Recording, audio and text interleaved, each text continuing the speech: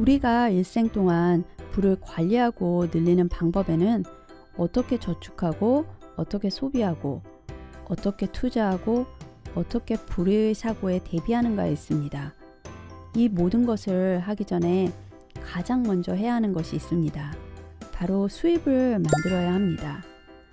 아파트 자산에서 월세 수익이 생기듯이 자산이 수익을 내서 돈이 들어올 수도 있습니다. 하지만 대부분의 사람들은 일을 해서 돈의 흐름을 만듭니다.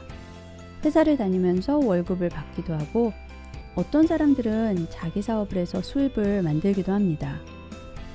이렇게 일을 해서 수입을 만드는 것이 첫 단계가 되어야 하지만 여러분이 각자 어떤 일을 해서 얼마만큼의 수입을 만들어낼 것인지 생각해 보기를 바랍니다. 여기에서는 몇 가지 상기시켜 드리도록 하겠습니다. 우리가 돈을 벌고 개인의 부를 관리해야 하는 이유는 무엇일까요? 사람마다 차이는 있겠지만 사고 싶은 재화를 사고 서비스의 혜택을 받기 위함일 겁니다. 안타깝게도 모든 사람이 갖고 싶은 것을 모두 갖고 받고 싶은 서비스를 모두 받을 수 없습니다. 재화와 서비스의 양은 한정되어 있기 때문에 가격을 지불할 수 있는 사람들에게 더 많이 돌아가게 됩니다. 이 같은 원리는 우리가 일이라는 서비스를 제공할 때 받는 가격 안에도 숨어 있습니다.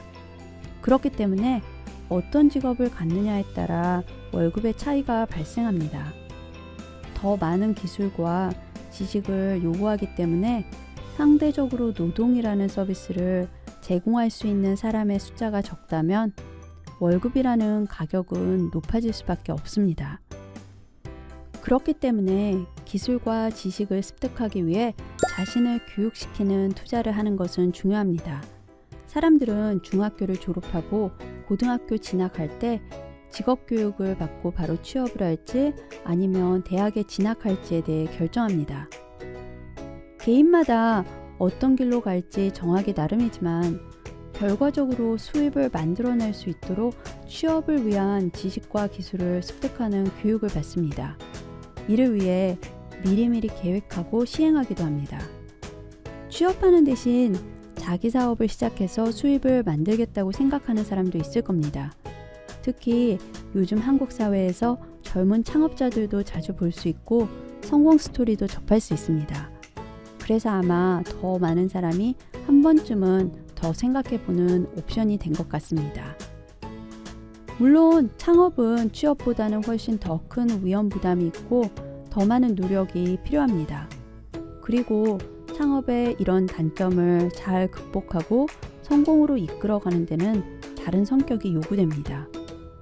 새로운 아이디어를 내고 이를 바탕으로 새로운 상품을 만들고 비즈니스를 키워나가야 하는 창업자들에게는 기회를 잘 포착하는 능력이 있어야 하고 새로운 일에 도전하는 용기가 있는 동시에 항상 긍정적인 마음가짐 역시 유지해야 합니다.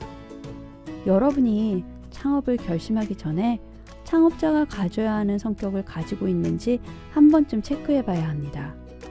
이 강의 끝에 테스트 문항을 준비했습니다. 이 테스트는 미국 세인트루이스 연방정부은행에서 만들었습니다. 창업자들에게는 어떤 성격과 성향이 요구되는지, 자신은 현재 얼마나 이러한 성향을 보이는지 한번 확인해 보시길 바랍니다. 수입을 만들기 위해 취업을 해도 좋고 창업을 해도 좋습니다. 가장 중요한 것은 자기 자신에 대한 투자를 하지 않으면 미래의 지속적인 수입을 창출하기가 쉽지 않을 수 있다는 점입니다. 그리고 지속적인 수입이 없다면 우리가 하는 경제 공부 역시 별로 쓸모가 없을 수도 있습니다.